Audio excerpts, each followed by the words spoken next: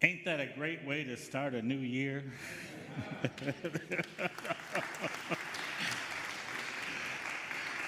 I tell you. Ooh, excuse me. There we go. Welcome. Welcome to worship here at the Unitarian Universalist congregation at Shelter Rock. I'm David Carl Olson. I serve here with Reverend Israel Buffardi and this year's student minister, Madison Coquette, all of us in the care of our lead minister, the Reverend Dr. Natalie Fenimore, who is just now beginning a sabbatical after many years of faithful service. We're in a liminal place right now, a shifting among leadership, a movement between the old year and the new, a preparation for weather, cold and snowy, perhaps thinking Florida, maybe even tuning in right now from Florida. In our imaginations, we may be looking forward only a few months from now to the time of the earth's rebirth. Still, we gather. We notice who's in the room. We pay attention to who is not. Who might need a call from me this week? And when I say me, I'm not talking about me, I'm talking about you. Who do I need to recognize, call, invite out for a cup of coffee? We lean on each other in this shifting time, and we listen to each other's stories. We notice almost as if we've never noticed before, that evolution has given us 2 ears and 1 mouth. Now, what can that mean? Maybe she's telling us that listening to one another is very, very important. Our congregation values the shared leadership of clergy and laity. I'd like to invite our congregational vice president, Amy Vella Ripley, to join me at the pulpit. Thank you. Good morning. Let's try that again. Good morning. Good morning. It's like the best, it's like being a teacher, it's so fun. Whether you're a visitor, a newcomer, or a longtime member of this congregation, you are welcome here. Wherever you are in your spiritual journey, you are welcome here. In this community of justice seekers, meaning seekers, community builders, spiritual explorers, we value diversity and embrace the wisdom found in all faith traditions around the world. We use science, reason, and an open heart to explore life's many mysteries. To learn more about this congregation and Unitarian Universalism, please visit our welcome desk in the lobby or go to our website, UUCSR.org. The Board of Trustees invites you into the fuller life of this congregation, including the congregational meeting. Ooh. So exciting. This afternoon, no, it really is good, at 1 o'clock. Please join us for lunch in the social hall immediately following the service. If you are a first or second-time visitor, lunch is on us. This Friday, please join us for Soulful Sundown. Reverend Karen Hutt of the South Nassau UU congregation in Freeport will lead worship along with the Cosmic Orchestra, and our featured artist will be Jeff LeBlanc. On Saturday afternoon, our Caring Committee and Men's Group present the motivational speaker, Ken Kunkin, who will tell us his story as published in his memoir, I Dream of Things That Never Were. Copies of his book will be available.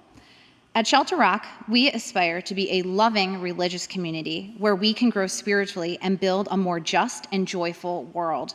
You are welcome to join us on this journey. Thank you.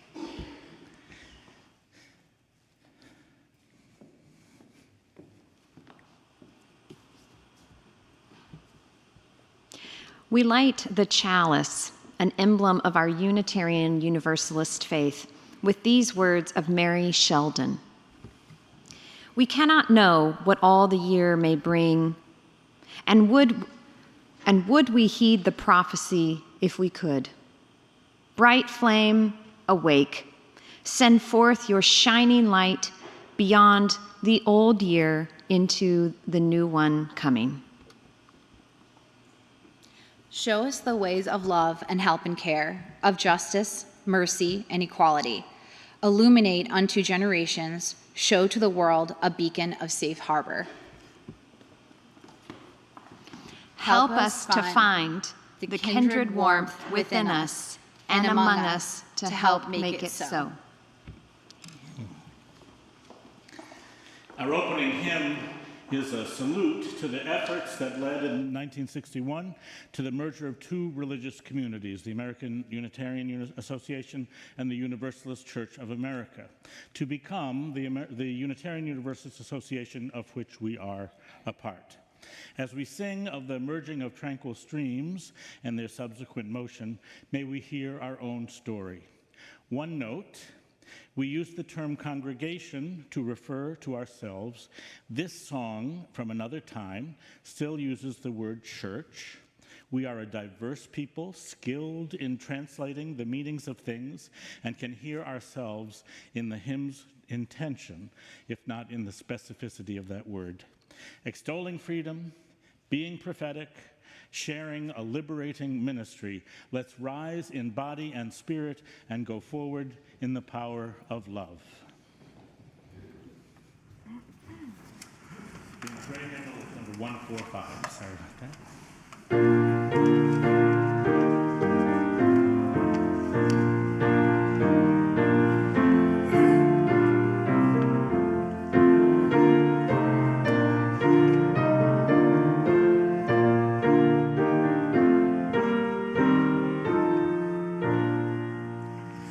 As tranquil streams that lead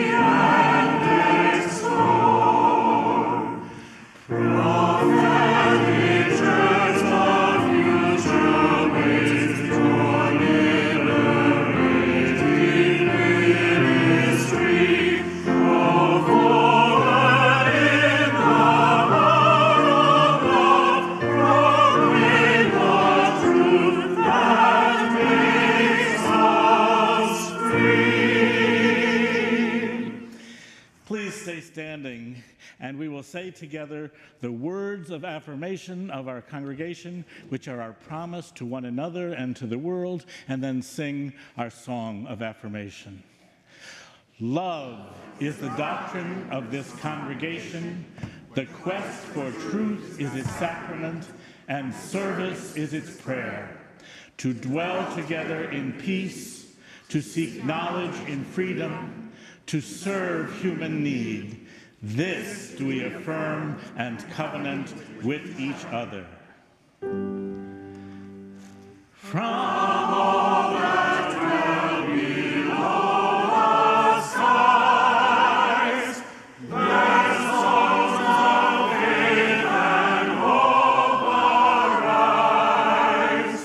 Let peace, goodwill on earth be sung through every land, by every tongue.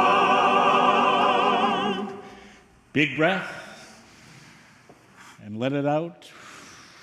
Big promises. Big breath, let it out. One more. Earth to sky. Big breath, let it out.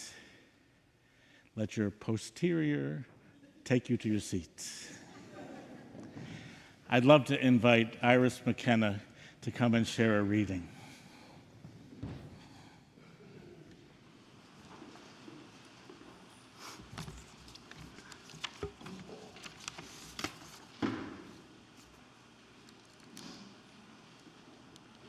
Good morning. See, that was robust. So I'm doing this reading. It's written by Eleanor Hamlin Vendig, and it's entitled From These Beginnings, and it's an excerpt of her writing. In the very beginning, there were Jean and Harlow Lincoln, Carl and Helen Ostergren, Betty and Jim Wilson, and Eleanor, who writes this report, and Malcolm Vendig. How did we come together? I had known Carl and Helen from the Fourth Unitarian Church in Brooklyn and had not been in touch for years. They had moved to Port Washington, where we had been living since 1939, and through one of those chance meetings, we picked up from the last comma, as old friends do. The Wilson and Lincoln friendship was of long standing. In fact, they were married in a mutual ceremony and shared the same house when the four of them first moved to Port Washington. We gave a New Year's Eve party to usher in 1941, and the Ostergrens brought along the Lincolns and the Wilsons. And that was the beginning of a beautiful friendship and our church, though we didn't know it at the time. It was Carl who was possessed with the notion that we must start a Unitarian Sunday school for our kids. 7 was the total of our progeny. He had investigated and found no church offering the kind of religious education he wanted for our children. His enthusiasm and ideas captured all of us. So, the school was opened in the autumn of 1941 in quarters rented from the Manhasset Bay School in Port Washington. Jean Lincoln was our first superintendent. Her dedication never wavered.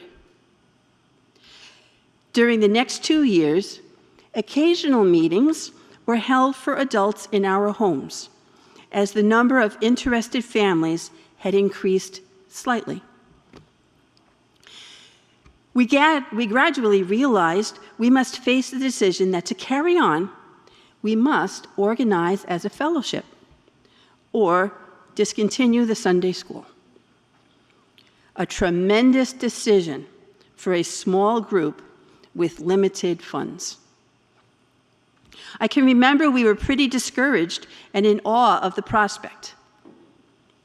We planned a dinner meeting at the American Legion Hall in Port Washington, and Reverend A. Powell Davies came from All Souls Church in Washington, D.C., to speak to us. He was a dynamic man, an inspirational preacher, and sensitive enough to be aware of our faltering and rather low state of mind. After he finished with us, we were ready to lead the charge up San Juan Hill. The next thing I knew, we met in Lincoln's living room. Jim Wilson, our treasurer, was electrified because a house on Murray Avenue in Port Washington was for sale. The price was right. The zoning was right. The location was right. This is it, he said. Fish or cut bait. Make up your minds. Give up or go forward. He threw his hat into the middle of the room and handed each of us a slip of paper on which we were to write a pledge, and sent us to various corners to search our souls and our checkbooks to make the down payment. We did all these things, and 8 Murray Avenue was ours. Fellowship status was granted by the American Unitarian Association in 1943. In 1945, we were incorporated as the North Shore Unitarian Society, Incorporated. Thank you.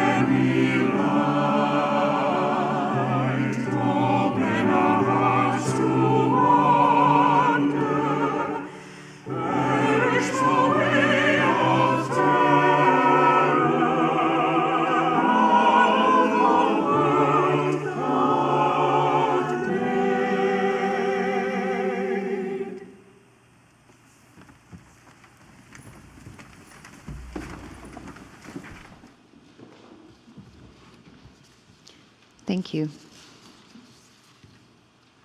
Each Sunday, we exhibit our generosity by taking a special collection to support nonprofit groups that serve human need. This month's offering will provide support to CARESN, the Central American Refuge Center of Long Island. CARESN advocates for just, equitable laws and policies that protect and empower immigrants and reflect the value they add to our communities across Long Island, New York, and the entire country. Please give using the methods described in both your order of service and on the screen, including the provided QR code in your order of service, on PayPal, or by dropping cash or check in the collection box in the lobby. Please give as you are able, and thank you.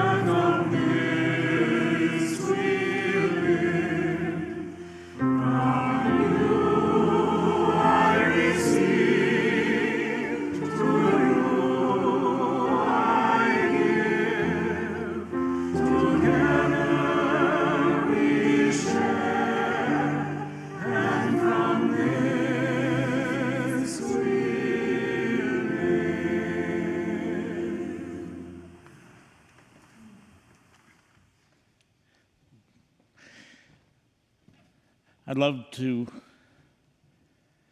invite you to hear this meditation of the heart by Howard Thurman. Despite the dullness and barrenness of the days that pass, if I search with due diligence, I can always find a deposit left by some former radiance. But I had forgotten. At the time, it was full-orbed, glorious, and resplendent. I was sure I would never forget. In the moment of its fullness, I was sure that it would illumine my path for all the rest of my journey. I had forgotten how easy it is to forget. There was no intent to betray what seems so sure at the time.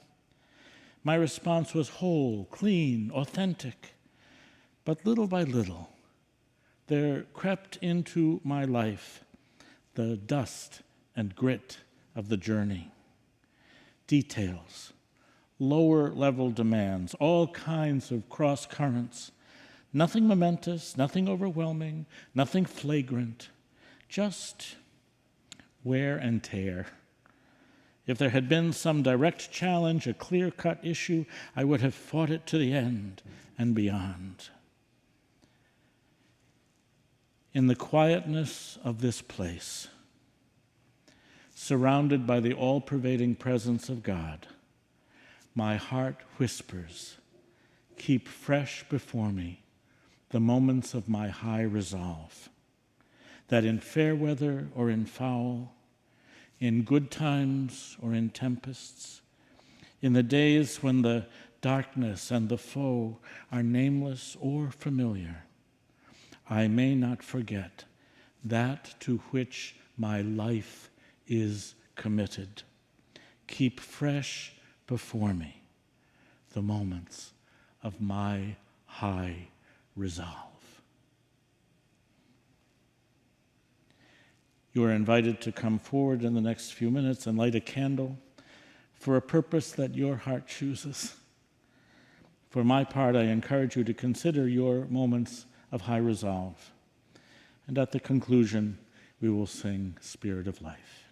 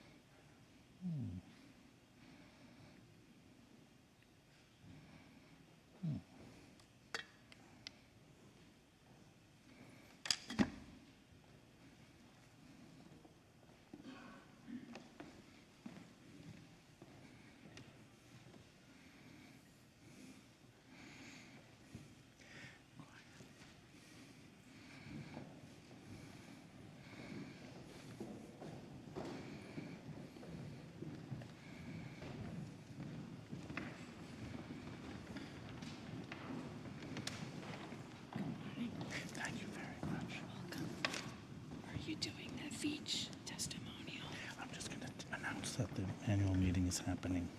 Oh, okay. Yeah. No, sorry. Yeah, thank you. Thank you.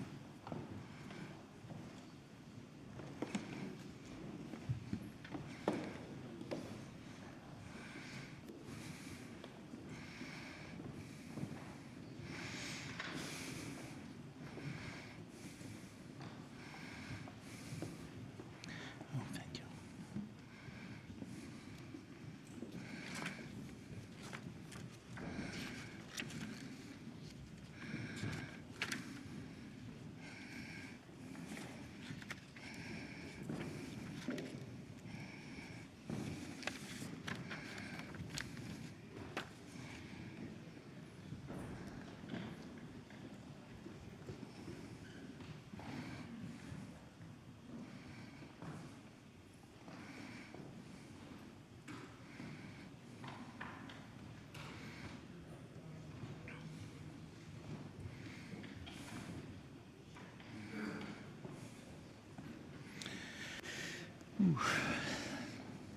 Okay.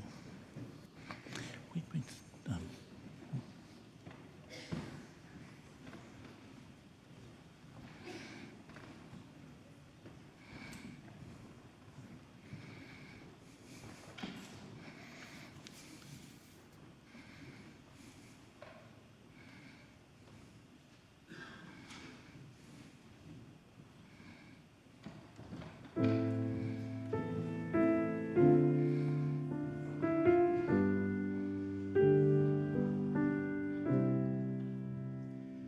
Spirit of life, come unto me. Sing in my heart the strains of compassion. Blowing on me, rise in the sea. Move in the hand, ignite the shame of justice. Roots holy grow, free, set me free. Spirit of life, come to me, come to me.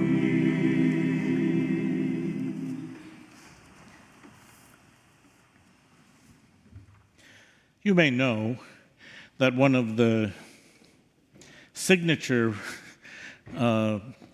programs of our congregation is the VEACH program, by which we build Unitarian Universalism in congregations and Unitarian Universalist values in the world. Each year, we have an annual meeting to hear about the things that we're doing with VEACH, and we'll have a Sunday morning service, which will include both a guest speaker from one of the agencies that's funded by our VEACH program, as well as members of the VEACH Board of Governors will be participating and helping to bring that service together.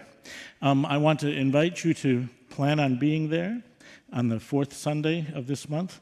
Today is 5, so 5 and 21 must be 26. The 26th of January, I think.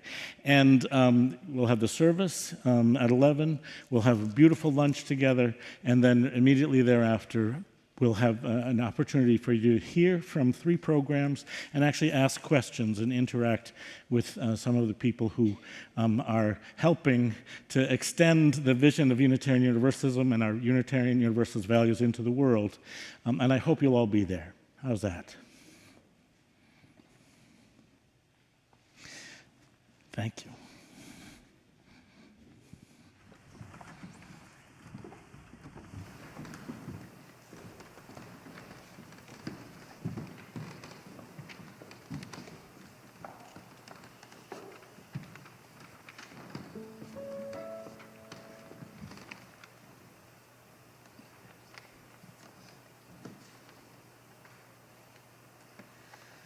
Unitarian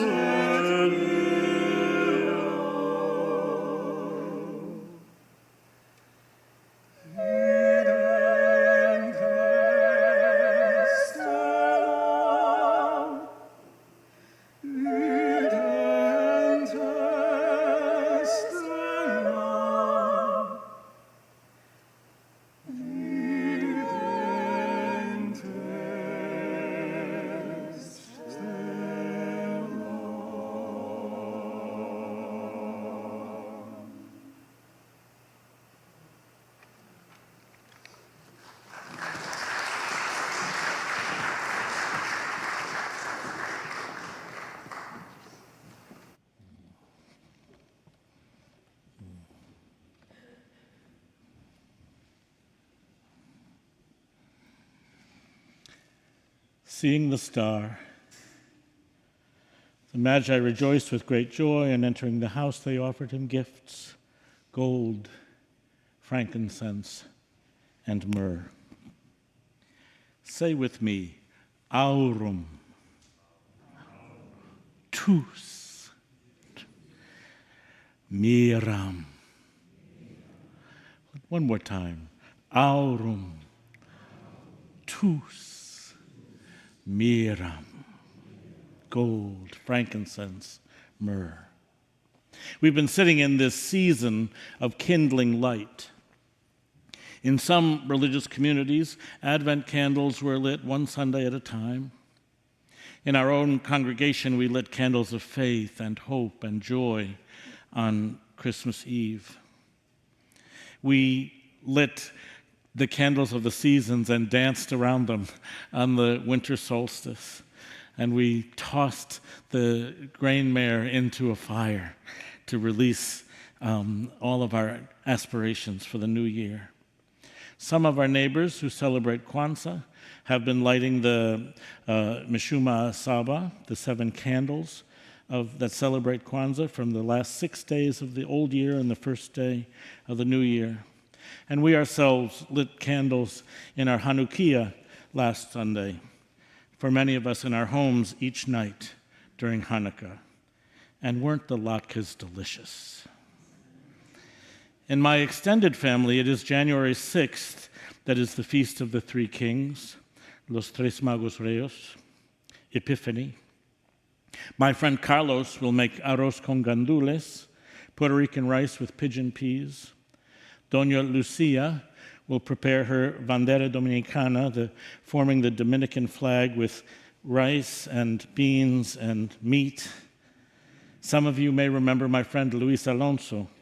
Yes, he'll be making tamales especial. We'll give each other gifts, just as we recall that the wise ones from the East gave their gifts to the child. Aurum, tus, et miram.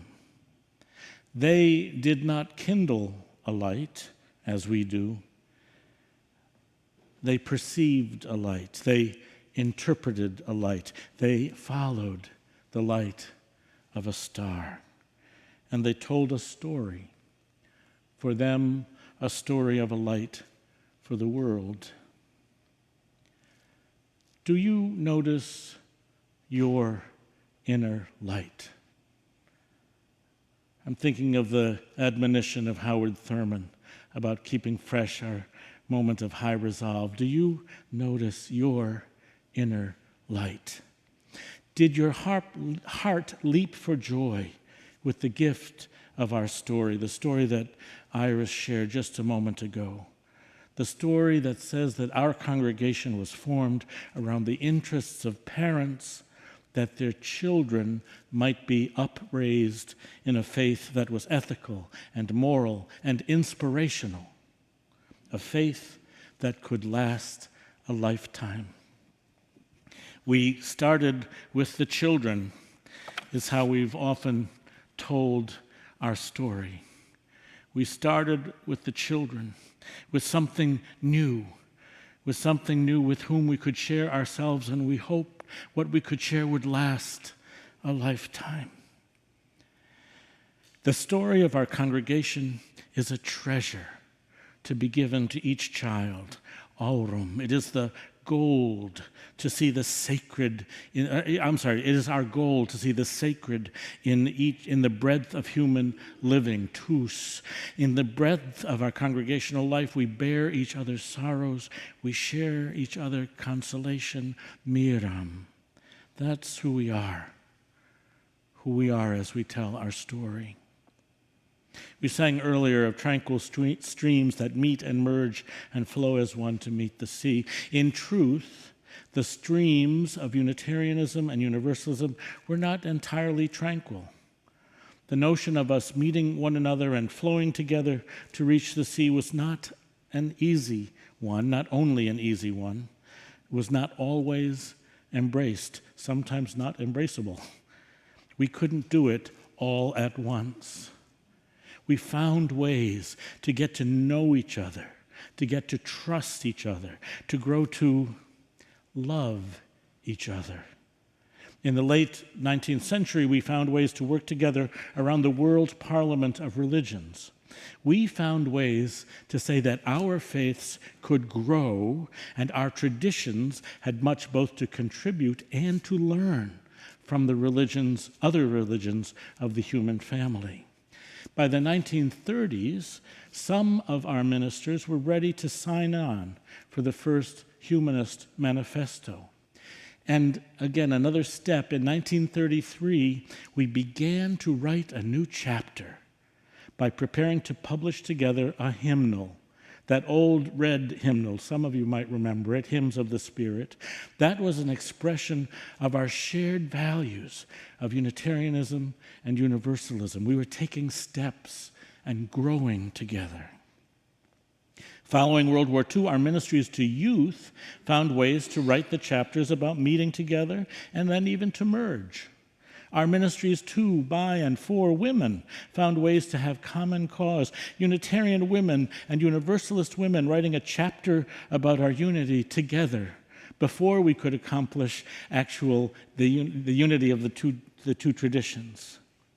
And so it was in the late 50s and into 1961, finally, we were ready, having told each other our stories, having written new chapters with one another, having dreamed with one another.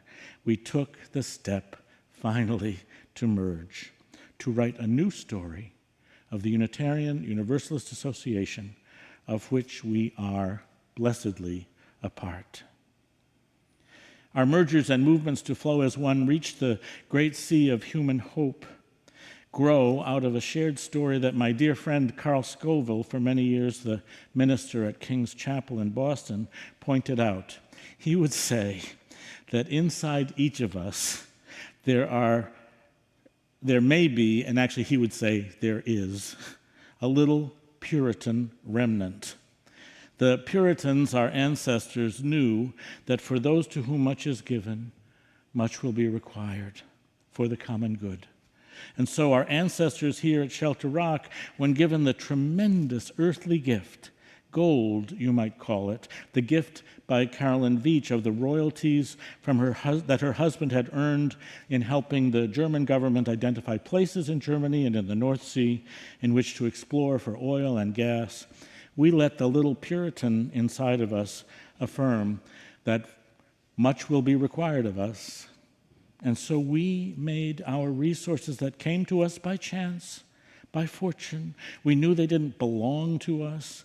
They ought to be available to Unitarian Universalism on a larger scale. Yes, we could begin a new story by building a new home, but we could also tell the story of a larger Unitarian Universalism. We could imagine a national story where we would be a leading force. And so we created the Veach program as a vital program of this congregation. I believe my colleague Ned White used to call it the ministry of philanthropy. I love that. We received a great gift. That's part of our story. And we used it well. That's our story too. And are using it for a larger purpose.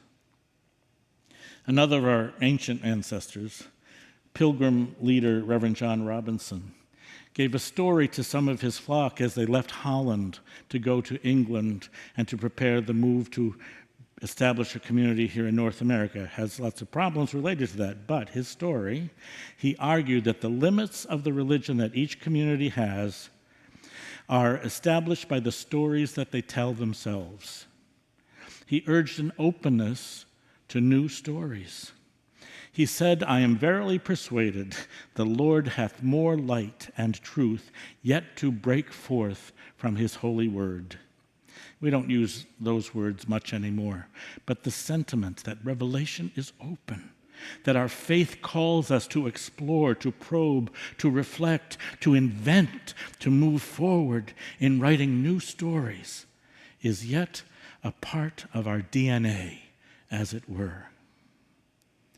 Our beloved lead minister, Reverend Dr. Natalie Fenimore, left us a kind of charge, not unlike that of old Reverend Robinson. She said, I believe that Let me start that again. I believe that we need all our stories, with their complexity and diversity, included together in order to make the foundation needed to build the beloved community.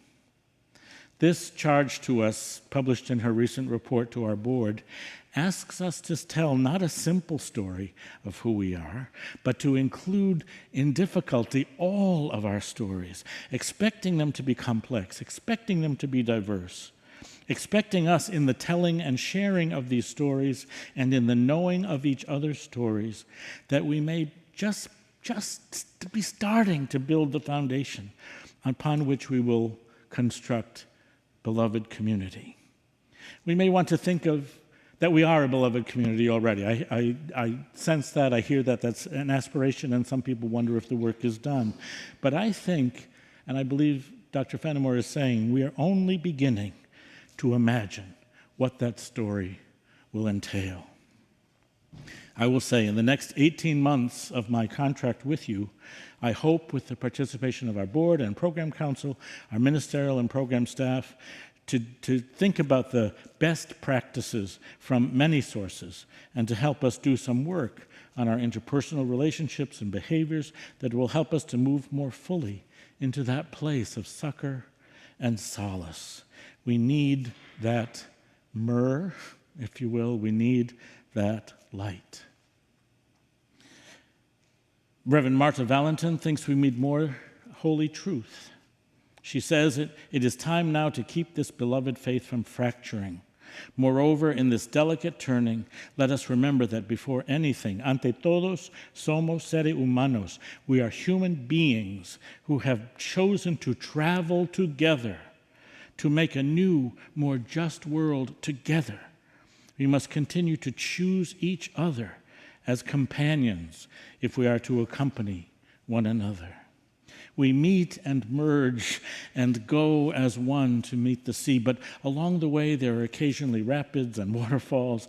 Along the way there are times when the river is divided, where the course of the river even changes. Along the way it may seem that we're not really one, and yet, if we are, from the beginning, being human, there is a greater truth. There is a richer truth. There is a more sacred truth. We are stronger together. We are more capable together. We can be more effective together. We can trust each other together as we choose each other as companions in writing the next story. We can write a story about the sacred. The fragrance of frankincense can remind us of the story we are writing. Tous, we need this sense of the sacred. Finally, our story is about love. Dr. Fenimore, in a widely published sentiment, expresses it this way. Shirley Chisholm was asked why she, a black woman, was running for president. You don't have a chance. Why are you doing that? And she said, because I am in love with the America that does not yet exist. And that's how Unitarian Universalism is also, Dr. Fenimore says. I'm in love with the Unitarian Universalism that does not yet exist. But I have to hold both a love for that thing and a love for the reality. It does not yet exist. It will probably not exist in my lifetime. I don't think even in the life of my children. But I can't deny my love of it. You know, wanting to be there in that struggle. That's why I'm fighting. I am in love with the Unitarian Universalism that does not yet exist. I'm in love with the Unitarian Universalist congregation at Shelter Rock that does not yet exist.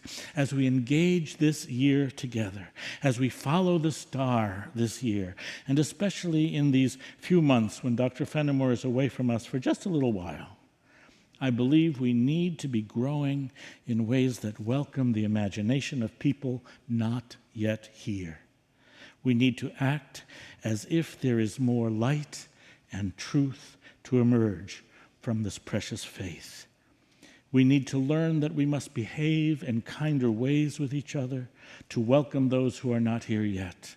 We need to leave some blank pages for others to come and write new stories. We need to love. We need to have love for this faith, for ourselves, for each other, for those yet to come. More love, more love. Aurum tus et miram, gifts found in our story. May we know them and tell them well. So may it be. Blessed be. Ashe, ashe, peace, salam, shalom, I love you. Amen.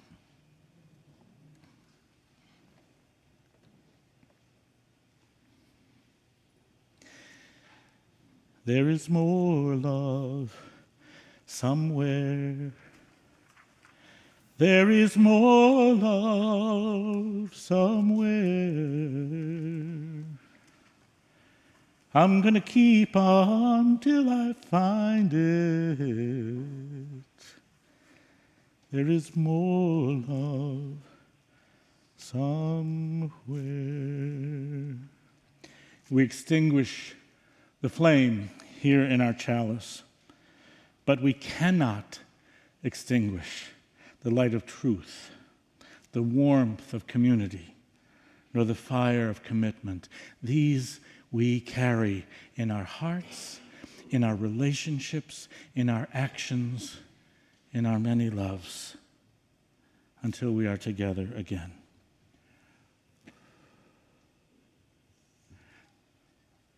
Our closing hymn is For All That Is Our Life. It's number 128 in the gray hymnal, and of course, the words will be projected on our screens.